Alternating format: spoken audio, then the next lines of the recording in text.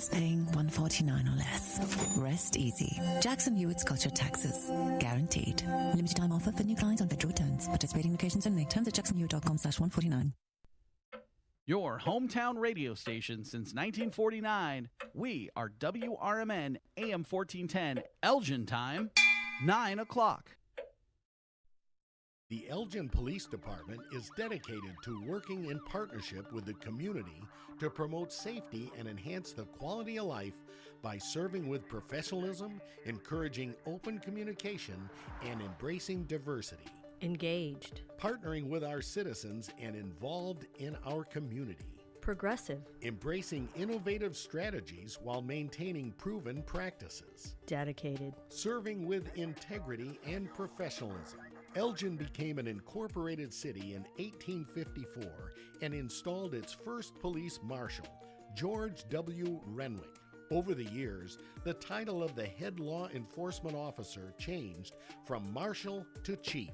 And although the role has expanded, one duty has remained consistent: to ensure law and order for the citizens of Elgin. It's time now for Fridays with the Finest, featuring Elgin's current police chief, Anna Lally, on Elgin's hometown radio station since 1949, WRMN AM 1410 and 96.7 FM. Good morning, everybody. This is Dean DeLaley here, WRMN 1410. Today it's Fridays with the Finest. In studio we have Chief Anna Lally and two great guests. We have two detectives with us that I'm going to let her do all the introductions. But good morning to you, Chief. How are you? Good morning. How are you doing? Couldn't be better. Thank you. Good. Thank you. Yeah. So today, as usual, I like to bring different people from the police department on the show so that people can see, who actually works in the Elgin Police Department. Very great people, good people doing a lot of great work. And, it's important to me that, the success that we have in the department is not that doesn't happen by coincidence. That's men and women working very, very hard and dedicated to ensure that there's a safe community. So today I have two members of our Special Investigations Group. So that group really focuses on violent crimes, drug crimes, gang crimes. If we're having any, hot spots of activity. So more tactically inclined. These are more long-term investigations. So I asked two of our detectives to come on. One of the detectives I had asked for a while to come on, and he finally gave in. So I think we're not going to say which one. You guys can pick. Let's do a vote. Which one do you think was hesitant to come on? Let's see, based on their facial expressions right at this moment. If anybody wants to call in, please do. We'll take some questions and for these guys. I think Blake was the holdout. I think right. There you go. Was that right? Okay. Yeah, hold on. There you go. But he is here today, so Detective Blake Huffman and Detective Dan Raymond, so two of Elgin's finest, working in our Special Investigations Group, do amazing work. They do a lot of work behind the scenes, and it's really important to me that they get the credit publicly and that people get to see the faces behind some of the cases that we make. A lot of times people just see it on our social media. A gun arrest, a drug arrest, something pretty significant, a violent offender that, is arrested and taken off the streets. These are the guys that do that work. And first, let me tell you guys, I appreciate the work that you guys do. Part of their work too, they touch on gang crimes, drug crimes. I was a drug detective for 6 years, so I appreciate this work, work very closely with our gang unit. So it's a little bit different. Sometimes you're behind the scenes and not many people get to see you because you're not in a uniform. But the work that they do is so important to keeping a community safe. So we're going to talk everything about Blake and Dan this morning. So let's start out with you guys introduce yourselves. So Blake, obviously they know your name. How long you've been here? What you've done in your career, and how long you've been in the SIG group. I got hired in June of 2021. I spent a year and a half, 2 years on afternoon shift patrol, and then the last 3 years in the Special Investigations Group. Okay. Dan? So I started with the city as a dispatcher in, say, 2010-ish. Did that for about 3 years, and then became an officer. I worked on every shift in patrol, and then went to our drug unit, and then now to our SIG group for the last Okay. 3 years. And what's interesting too is, Dan was a dispatcher, and a lot of times that gives you such perspective when when you're out on the street. A lot of times the officers are very abrupt with the dispatcher, give me the information, blah blah blah. But when you've done that job, you're a little bit more tempered. A little bit like, I get it. They have 18 screens going on, so maybe I shouldn't, have an attitude. So that's a really interesting transition too, right? To come into now being a police officer. And we've had several people do that. So Blake, let's talk a little bit about, so you've been an officer for 5 years then, right? So Yep. 5 years, you're already in the special investigations group. That is a very quick jump. What was it that made you want to go into that unit? What is it about the work that you appreciate and that you truly enjoy? Yeah, I think my favorite part of the job is kind of I don't know, like the freedoms, like the proactive side, like kind of finding your own cases, kind of either building it from like social media, things you see online, and then kind of building that into a case, and then kind of just see where it takes you. Is probably my favorite part. And that takes, again, we had the cold case detectives on a couple weeks ago. They're going to be back in a couple weeks on some updates, but that part of like being able, I'm going to look at this social media. I'm going to dig. I'm going to be tenacious. I'm not going to stop. Like, that's a great quality to have. Those people usually make really good detectives because it's not just like, oh, well, it says this and I'm done. They want to know the why. They want to ask further questions. So when you're doing that work, in your time that you've been up there, and what was one of the most significant cases that you worked where you put a lot of time, a lot of effort, and then you were able to make a really good arrest to take a violent offender off of the streets of Elgin. So what was that case like? You don't have to give details, but in general, how long did it take you to work the case? Kind of when you had that final resolve, what did that feel like? Yeah, I guess one case that comes to mind is a couple years ago, we observed a person in town that was posting with firearms. Mhm. So we went out to that area, conducted surveillance, eventually made a traffic stop, and then was able to recover a firearm. Mm-hmm. So Yeah. yeah, So There's and rocks you have to unturn. It's not just going down the pebble road. You have to every now and again say, you know what, something don't look right about the way that rock's positioned. You got to lift it up and look under it. Isn't that what makes a better yeah, and that's, detective? I think, even that, like And that's what you did. they're not going to disclose like the secrets of how they do their investigations. Again, 99.9% of what police work is public. There's no secret. There is a portion of it that we do have to, keep a little bit close because we want to make cases and solve cases. But to hear a detective say, "We saw someone on social media with a gun and we just decided to investigate it." Okay, like, don't put it on social media, right? Then he wouldn't have seen it. But then again, how many people did see that, right? Or who's looking at who's looking at that post? So to make that arrest then and to have a good case, that's just pure proactive work. There's nothing more that comes from that. That's just a really good detective, saying this person shouldn't have a gun. They're not lawfully entitled to have a gun.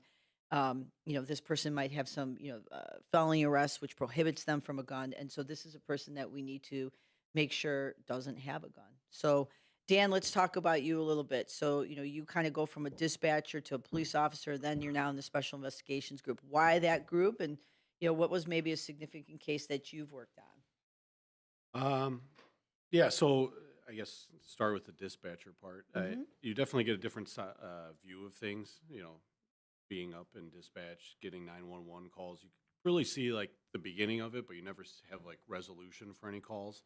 Kind of just you take them in, you send people out, and Yep. then you don't really get that resolution. Then you become an officer, and you pretty much only get like the resolution part. It kind of paints the whole picture for you. And then moving over to originally being in gang or in drugs, and then we kind of merged groups and kind of reorganized some things. And being in our special investigations group, you kind of get the tail end of it, where it's more investigation side and search warrants and digging into things and pretty much putting all the pieces together to actually build a case that's chargeable and that could actually put someone that's causing issues in the community away for a while. And that's the this group. They're 2 of 8, so you have 6 other coworkers that work with you, right? So obviously, when they work a case, it's not just them. They have the support of their fellow coworkers. So let's talk a little bit about, a day in the life, right? Let's talk about a day in the life of Blake Huffman.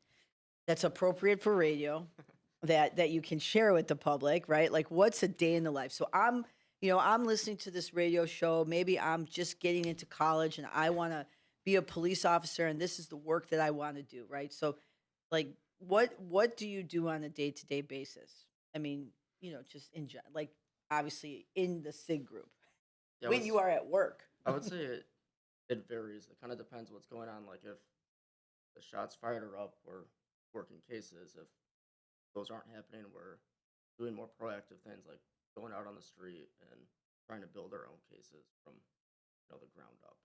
Mhm. It kind of just depends like what's going on in the community. Kind of dictates Mhm. our workflow. And even, last year we had, one of the lowest, if not the lowest year of shots fired since we've been, obviously keeping track of a significant decrease. That's because of these guys. That's the work that they do, getting the guns off the street. And also, it's important that when we do have a shots fired case, we investigate that because somebody needs closure. So even if not, well, it's just a shots fired, there's just casings. The problem is that somebody has a weapon that they shouldn't have.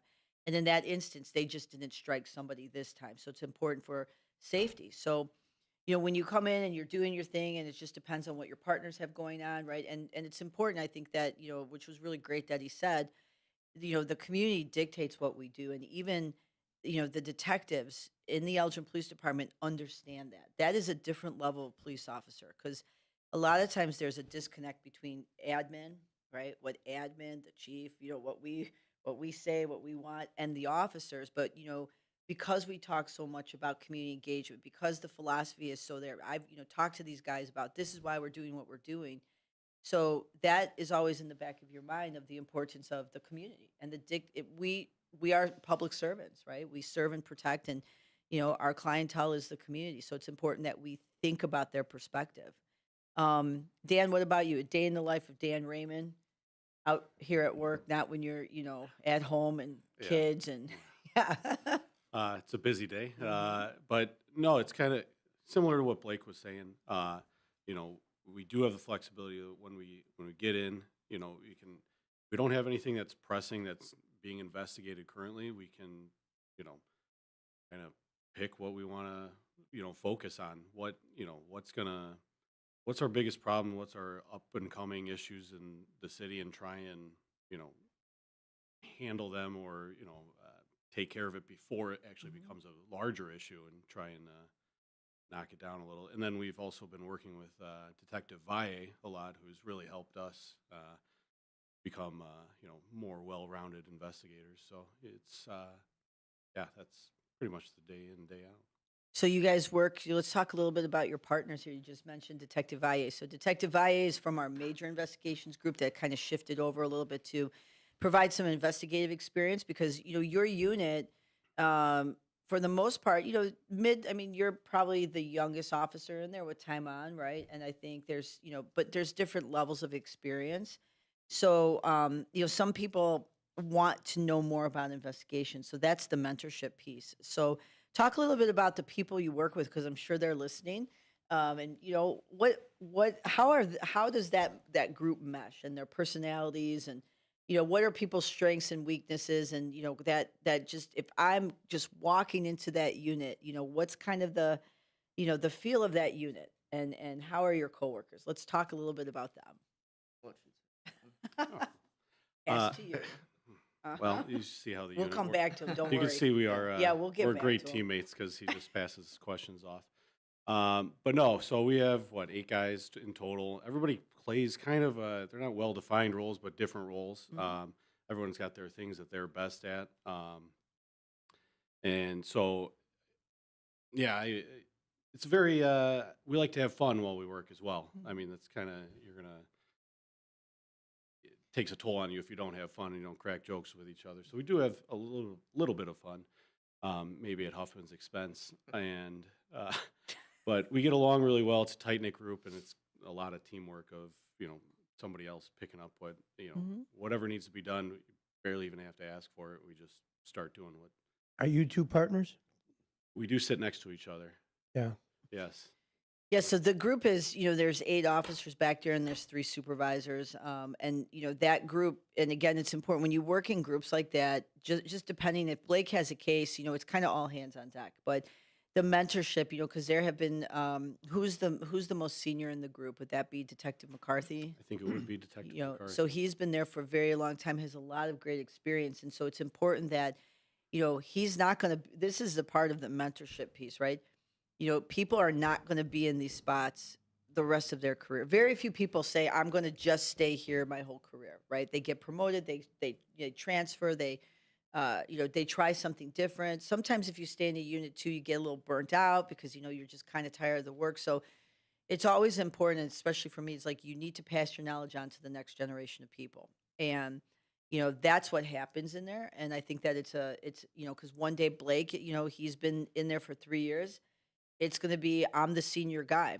And here comes the brand new, Detective Blake Huffman, what he used to be. And, what are you guys giving to each other to kind of, forward that information and especially, the type of work that you do. If I was a community member and I had a concern, let's just say, I think a house in my neighborhood potentially has, some gang activity going on. Walk us through, like, how does that work in an investigation with the community? What do you guys try to at least do? Again, within reason, you don't want to disclose any investigative methods, but, what is it, just a kind of a snapshot of how you investigate one of those cases? I think for that, the first step would be it would submit like the drug complaints online, and there's a drug complaint, and I believe also with a drug complaint you can do gain activity with it, so that would get sent up. I'm pretty sure it goes to dispatch first, and then it gets sent to our bosses. Then our bosses send it out to us, and then everyone sees it. We look at it, and then we investigate it too. Let's see. Sometimes people don't want to be called. It is a lot more helpful if they want to talk to us and give us as much information as possible. Sometimes when just quick information, that's it. They don't want to be contacted. It's kind of tough for us to do anything with that. But I mean, we will attempt to do something.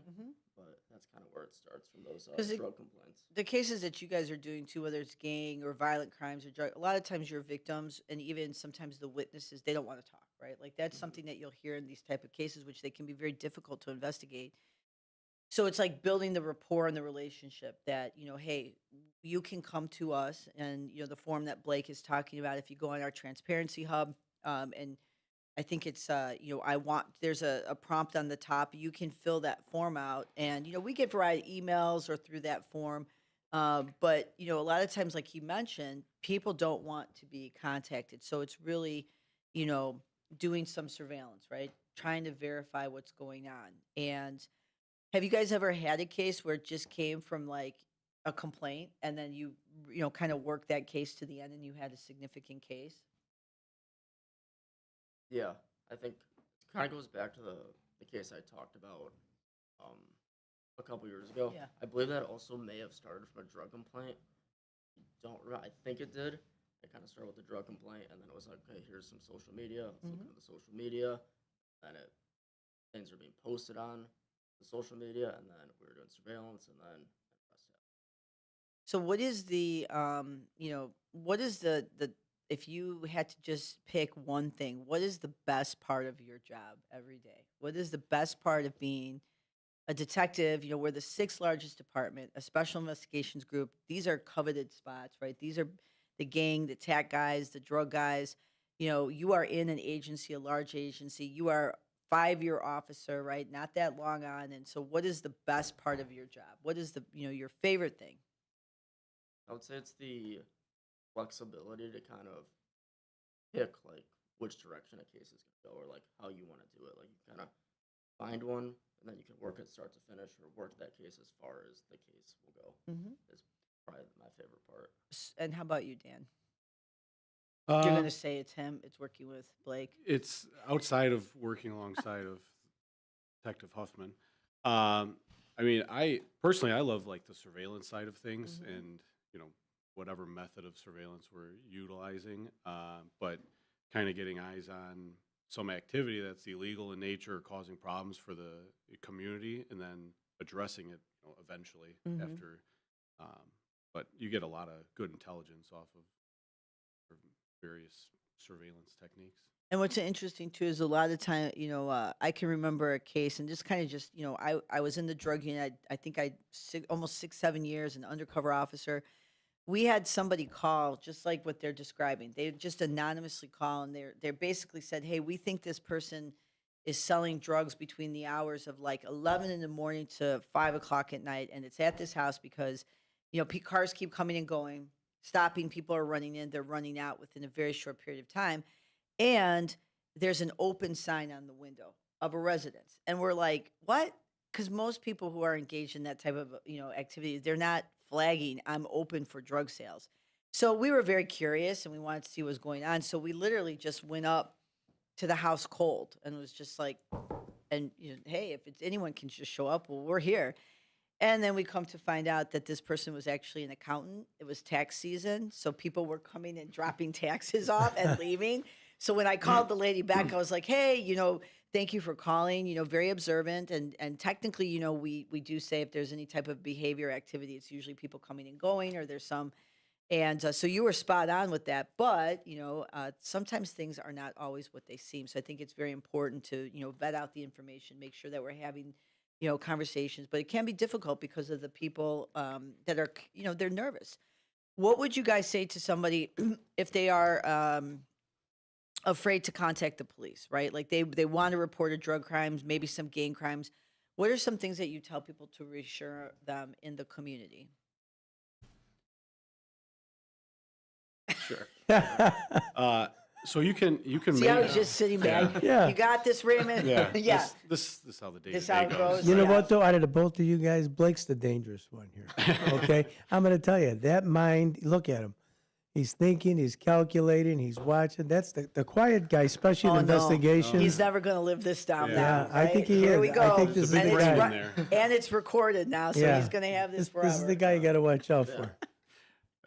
Yeah. Yeah. Yeah. Yeah. Yeah. Go ahead, Dan. Be the boy. spokesman. Yeah. What Blake was about to say is that any information you get, you can submit it to the police department anonymously. Even a phone call, you can tell us, "Hey, I want to remain anonymous. I don't want to give like my name." But what Blake was saying earlier, we can talk to you on the phone, we can get a whole lot more information than, "Hey, my neighbor, there's a lot of cars coming and going." That's it. Mhm. Because we might have specific questions that could really help us actually investigate this and, maybe stop this activity. But without, kind of getting that information, then we got to try and figure it out ourselves. It just, takes more time, which is fine.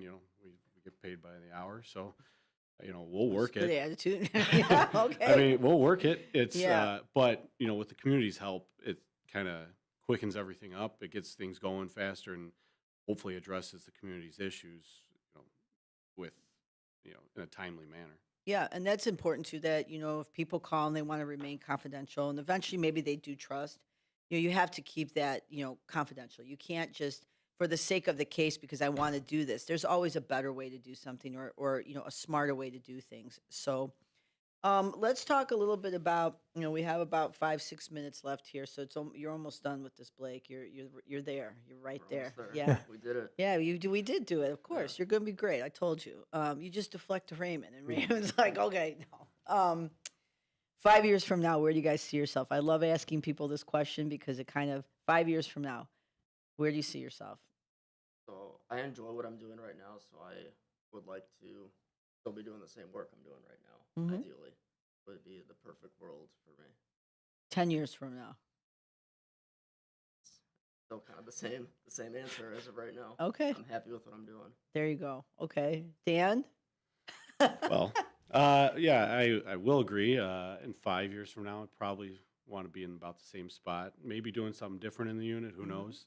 10 years from now, I'd like to be Detective Huffman's boss. There you go. Um, That's what I'm talking He defers about. to me anyways, so Yeah, I might as well get paid for it. Yeah. Yeah, no, I get it. I ask, I love asking people that question too because, quite often people are just caught up in the day to day, right? And so, especially as officers, you have another 50 years to work. I think, Probably. 9,000 something days. Yeah, something. Who's Yeah. counting? And Dan, you're probably a little bit less than that. Yeah, not 30 years. yeah, no, yeah, I don't know. No, maybe 20. 15, 20. 15, left, yeah. 20, and you have realistically 30 years. 28. 28 years. Can you imagine? But who's counting? No one. But that's the thing is like, if you think about that, Yeah, a we think about it. 28 year, like, so, last week I've been here 30 years. So last, week on Wednesday was my 30th year anniversary. And I will tell you, time goes by quickly, right? So if you're not thinking about where you want to be 5 years from now or 10 years from now, you're not going to put yourself in the opportunities or the spaces or, I joke with Blake and I say, hey, when we got on the show, I said, who knows? One day you might be, Chief Huffman's, sitting here doing the radio show. So this is a great opportunity to expose. He just gave you a look, by the way. You can look at the video and that was his look. Chief. Or Dan, right? You might be a chief one day, or you might, be a commander, and you have to sit here and, talk about things that sometimes are not pleasant, right? And that's if you can do this is easy, right? It's talking about who you are and what you aspire to do and the great work that you do. So these experiences, build you up for the day when you have to sit somewhere or talk to a community member where you're talking about something that's very difficult, right? Very challenging. And so, I always encourage, people to come on the show, and sometimes they take me up. Blake, you've probably been the hardest person that I've had to get on the show. We got here. It's only because I told you I'm done with it. I'm not going to ask you again. Then he was like, oh, wait a minute. Hold on, right? But correct. You did a great job. Phenomenal job. As expected, you're one of Elgin's finest. As we kind of round out the next few minutes here, anything that you guys want to say in terms of, people you want to say hi to, if there's anything for your partners, anything else, any information for the community. If I have a complaint, how can I reach you guys? Want to maybe give out your information in terms of how to contact you if I have any complaints or issues. Yeah, because if you want to talk to one of us, you can call dispatch and say you'd like to speak to a detective in the SIG group, and then whoever's working, they will get you in contact with one of us, and then we can have a conversation.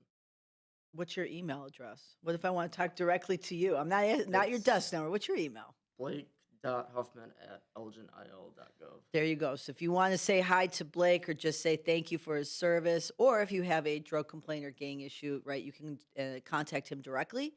And then Dan? Yeah, my email address is also blake.huffman. You answer all the questions. You may as Yeah. well get them. Yeah, I'd like to just send them all through Blake. Feel free to reach out to us. We're approachable people. Your problems are our problems in the community. So if there's anything that's bothering you and you think it happens to be more towards like the violent crime side or more towards drugs, gang members, gang activity that's affecting your way of life, you've got Blake Huffman's email address. You can just shoot him an email or call into the police department, and they'll get you in touch with one of us. Any last thing you guys want to say hello to anybody? Anyone? I guess thanks for having us on. Oh, here. of I course. appreciate it. Yeah, well, thank you. You know, Yeah. out of fairness, I mean, really, you sit there and you're looking at these two great detectives. I mean, of course, with our police chief, she's here each and every week. This is a difficult position to be put in, which is why I'm sure you've sidestepped it, Blake, for how many different times. Who wants to really talk about yourself all the time? You know what I mean? Your work speaks for itself, is what I was trying to identify even earlier. Dan, the same thing with you. You have a nice path. You know what it was through dispatch. You understand. You get all this. Your partner gets the same thing. Mm-hmm. But what you guys do is you perform. You're not here for the fanfare to talk about, oh, we do this, we do that. Yeah, you know what you do. But it's nice for the other people to know that you're human, you're approachable. The chief selected you folks, or the chief and her staff, they've selected you to become a detective. Short time, 5 years on the job, you're a detective. Back where I came from, we would have dreamed to be in the division within 5 years. And plus, you're in the sixth largest city, state of Illinois. So it's commendable. You gentlemen do a great, great job. I feel the humbleness that you have. That's nice, but nothing wrong with talking about the good things you do, too. You know what I mean? And I mean it really, Blake, you know, the quiet guy over here. But that's the one I'm still, he is the dangerous one, I'm going to tell you, out of your group. And I think that's important too, because, you know, they are, a lot of times when I ask people to come on the show, you know, they're like, God, you know, I don't like to public speak, or what am I going to say? And I don't want to talk about myself. to me, it's important that people, that you do talk about what you do and you are proud of what you do, and that people see, hey, if I see Blake down, I saw him on the radio show, I heard him on the radio show. Seems like a really nice guy, right? Like that's the human part of this, That's the 'cause, connection. that's the connection. And sometimes, people are more, just because they're quiet doesn't mean that they're not, a friendly person or they're not, approachable. But I think sometimes when and part of what I do too is I like to push people a little bit out of their comfort zone. That's like I enjoy doing that because it's like you see the growth. And so before I retire, Blake Huffman will be back on the show, and we're gonna see how his growth has been and what's he been doing, and Dan will be there with him because he's gotta be there with him. And in 30 years, we're going to see who's the chief. And we're going to see who's the chief in 30 years, right? So thank you, everyone. Thank you guys for coming on the show. Appreciate the work that you guys do, your entire unit. You guys are exceptional people doing really hard work, and I appreciate you guys. So thank you. And then I will be back next week, and I hope everyone has a wonderful, safe weekend. Very good. Have a great, safe weekend, everybody. Listen, WRMN 1410, Fridays with the Finest. It's going to be a great weekend, so let's keep the tempers down. Let's not get too crazy out there for these officers. Have a great day, and we will see you next week.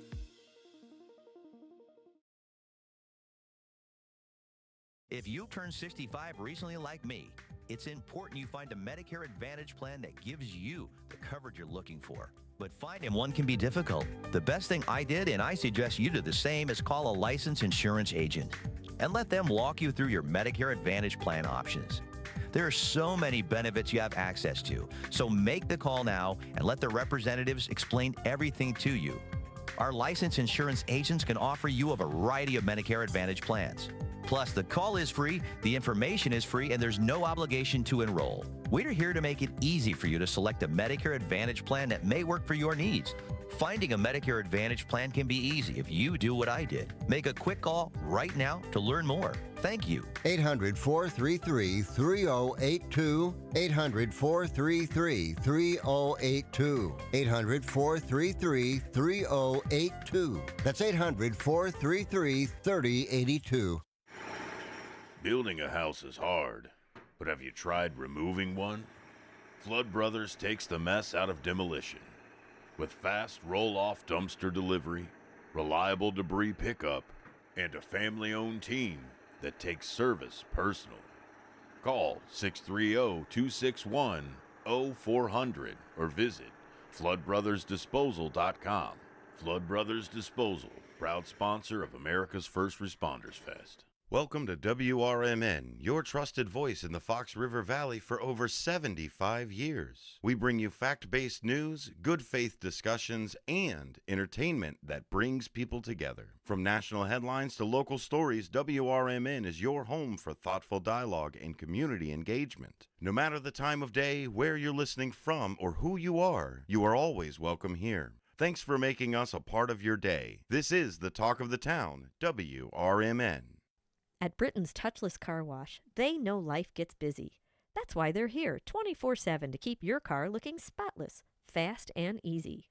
Their advanced brush-free wash technology delivers a sparkling clean without a single scratch, because they treat your car like it's their own. Here's the best part. Right now, you can get a free car wash just for joining their text club. It's simple. Just text BRITT to 30400, and your first wash is on them. Britain's Touchless Car Wash has two convenient locations, 1923 Larkin Avenue in Elgin and 555 Willow in West Dundee. They're proud to keep your car clean while giving back to our community. Text BRITT to 30400. That's BRITT to 30400. Now for your free car wash, and see why Britain's Touchless Car Wash is the fast, gentle, and reliable choice.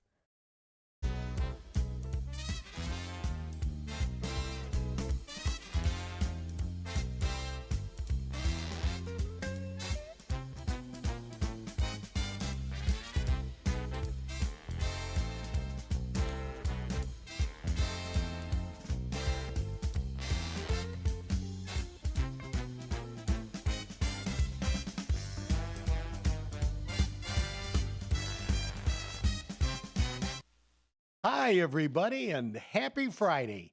I hope everyone had a good week out there.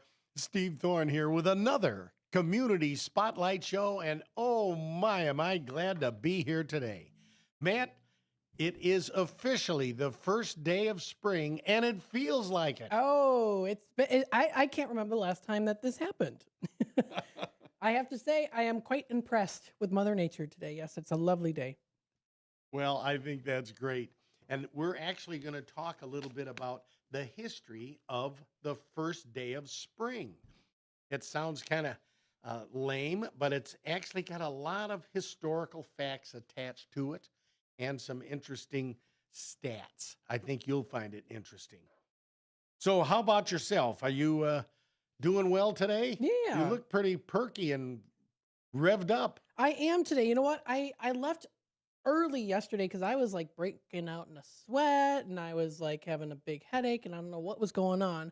Chicken noodle soup when I got home, slept most of the day, woke up today very refreshed. So I'm feeling good. Well, maybe you had a little something and you blasted it right through you. Yes, that's So- what I think. Cool. Well, as they March equinox, March equinox, however you want to pronounce it. The March equinox or northward equinox is the equinox on the earth when the subsolar point appears to leave the southern hemisphere and cross the celestial equator, heading northward as seen from Earth. You know that this is the beginning of our spring season when the opposite part of the equator starts their fall season. And people sometimes they kind of forget that. And here's the deal. The March equinox is known as the vernal equinox or spring equinox in the northern hemisphere, as the autumnal equinox or fall equinox in the southern hemisphere. On the Gregorian calendar at 0 degrees longitude, the northward equinox occurs on March 20th. However, it can occur as early as March 19th. And what happened most recently in 1796 will happen next in 2044. It can occur as late as March 21, which happened most recently in 2007, and will not happen again until 2102. Let me know how that works out for you, Matt. Okay.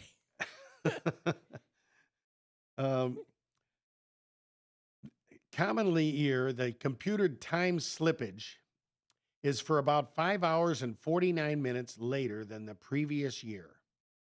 For a leap year, about 18 hours and 11 minutes earlier than the previous year, balancing the increases of the common years against the losses of the leap years, keeps the calendar date of March equinox from drifting more than 1 day from March 20th each year. The March 20th equinox may be taken to mark the beginning of astronomical spring and the end of astronomical winter in the northern hemisphere. But it marks the beginning of the astronomical autumn and the end of astronomical summer in the southern hemisphere. In astronomy, the March equinox is the 0 point of sidereal time and consequently the right ascension and ecliptic longitude. Boy, there's a lot of words I want you to spell for me. It also serves as a reference for calendars and celebrations in many cultures and religions. So it's kind of interesting and neat. I find it, they always talk about the first day of spring, etc. But I want to tell you something, Matt. Elgin had a very interesting first day of spring 129 years ago. Okay. All right. Now, wonder what that could have been. 129 years ago? Yes. Am I trying to do the math? Let's Well, see. 1897. 1897. Okay. In 1897, on this day, Mr. and Mrs. Wing sat down at the breakfast table and one or the other said to the other, "I smell smoke." Ah, okay. I know where this And is. they got up and they went to the stairwell, the grand staircase, and smoke was coming down the staircase. Hmm. Mr. Wing said, quote, "Don't go up there," as he opened the door and ran to the carriage barn to get a pail of water, of which meant there must have been a well there or pump. Mrs. Wing defied his wishes, and she went up the staircase. She then went up the spiral staircase to the ballroom. The smoke was billowing down. She went up there to reportedly retrieve a box of family jewelry. Well-known Elgin historian Steve Stroud, the late Steve Stroud, said, "My thoughts are that hidden box of jewelry would have been behind a brick in one of the mortared or the bricked chimneys stacks that went up that were visible in the ballroom." Well, she went up there against his wishes, and there was a lot of smoke, and a potbelly stove that kept the third floor warm fell, blocking her descent. Mm. She was blocked in up there, frantic, smoke, and I'm sure flames, because what had happened was there was a storm the night before and lightning had struck the home. This was determined in the fireman's report. It smoldered all night and finally caught ablaze. She was last seen at the two front windows where the peak is, in the very front above the front parlor, 35 feet up. But she was afraid to jump, as most people would be, from 35 feet. Maybe she thought they would be able to get up and rescue her. Maybe she was probably starting to cough so much. Obviously, the situation was that the fire got worse in the Wing mansion.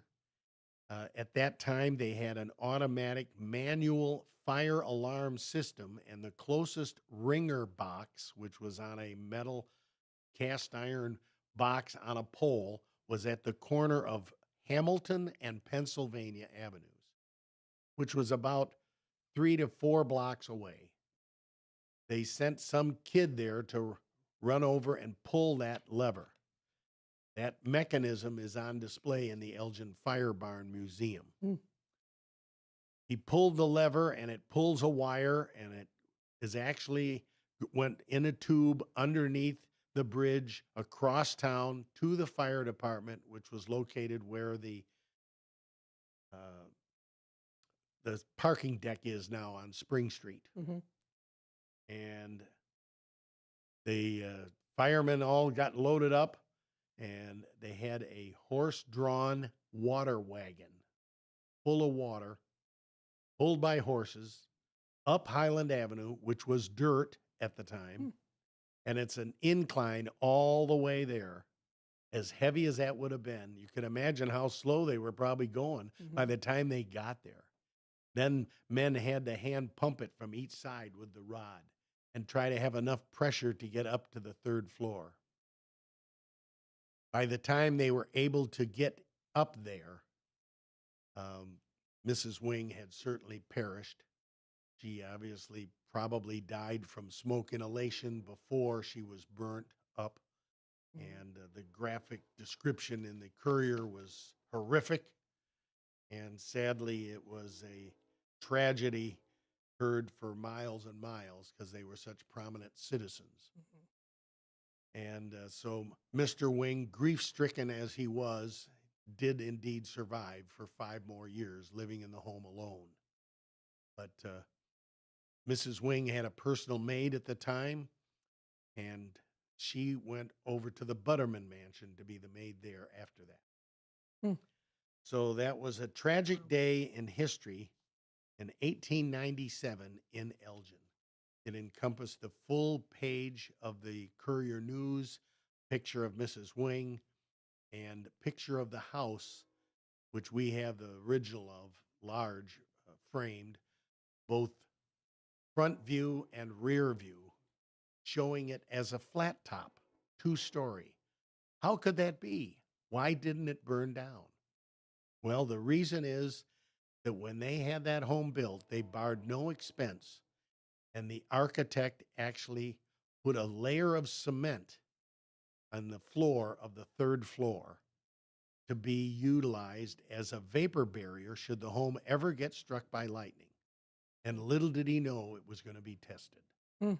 Sadly, it was tested in a way that proved its worthiness, but not life-saving for Mrs. Wing. Had she not defied her husband's wish, he very well could have lived many, many more years, and he might have lived longer himself. He lived 5 more years only. Mm. But the hidden box of family jewelry was never found, or at least noted as such. The brick chimney stacks were then mortared over, so I saw them before I finished the 3rd floor, and one of the rooms has it. You can see it mortared over, and it's painted brown now. But maybe there was a loose brick, and that's where it would have been. Who knows where that hidden box would have been? But in those days, had a fireman found it, they weren't, whether it was rubies or emeralds or whatever. I mean, they would have survived the heat. Mm-hmm. So there was no record of that box ever being found. And I think that if a fireman would have found it, you'd like to think even nowadays they would have turned it in. But even then, certainly they would have. Yeah. You think there's a possibility it's still there somehow? I would think so. But the thing is that the structure of the bricks going up, if there was a loose brick, it was sealed up because now it's been mortared over. Mm-hmm. So with mortar, like a sheet of plaster over all of it, and then painted.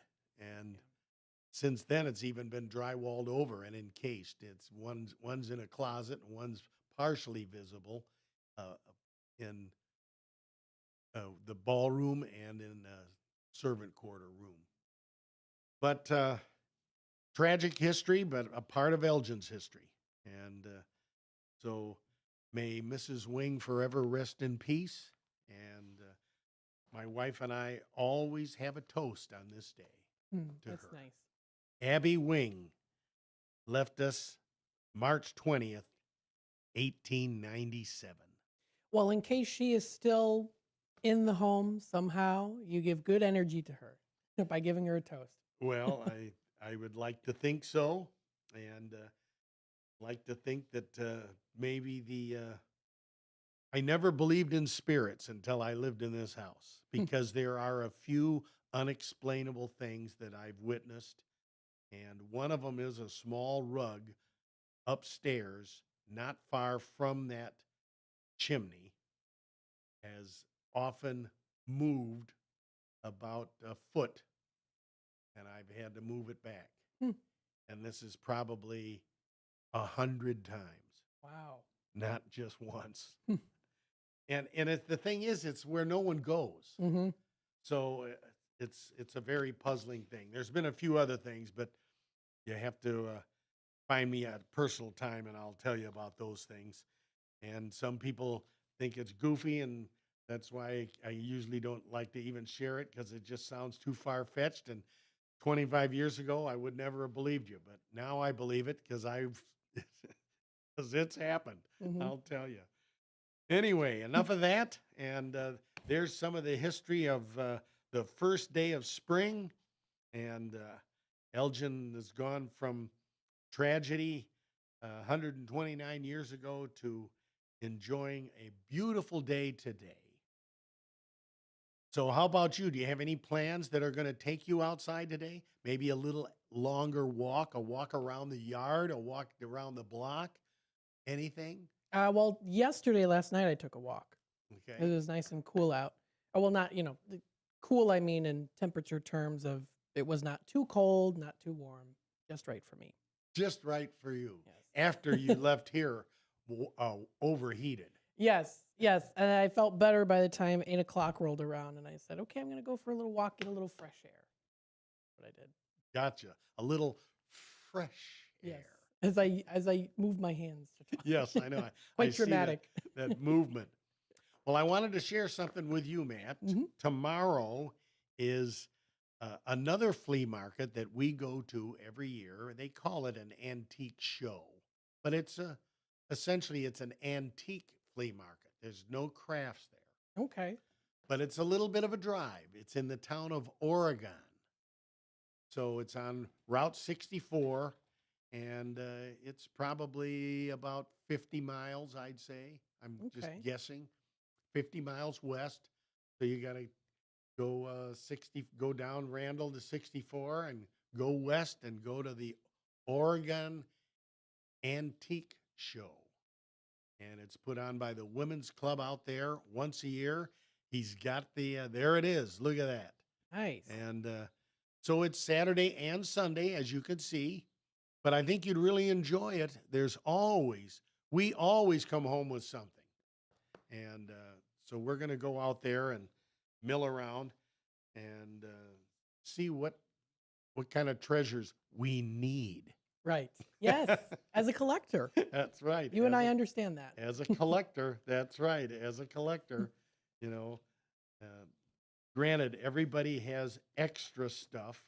So do we. And the word junk. Yes, we have some junk, but we also have a lot of stuff that we value. Yes. And that's the mindset that's different in a collector. So we love collecting. And oftentimes, I shouldn't say oftentimes, but I mean, it's such a different feeling to a collector. The thrill of the hunt. Yes. That's Oh, what it is. yes. It's so fun getting it. Now, a lot of times when I'm finding something, though, I have in my mind exactly where I'm going to display it. Me too. And so I know exactly where it's going to go and what I'm going to do with it. Now, there have been other times when I've come across something that I wasn't looking for at all, but it's such a good deal. It's Mhm. like, God, I just got to get this. I don't know where I'm going to put it, but I'll find a place. Yep. Or once in a while, it might be one that's something I have, but this is better. This is in better shape. It's a little more unique, something like that.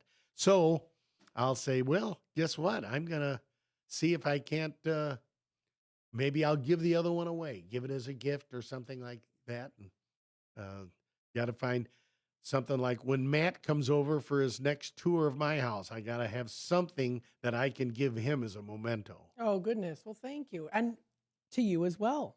Something from my room. Gotcha. All right. Well, don't worry about that. I've been collecting a lot longer than you've been alive.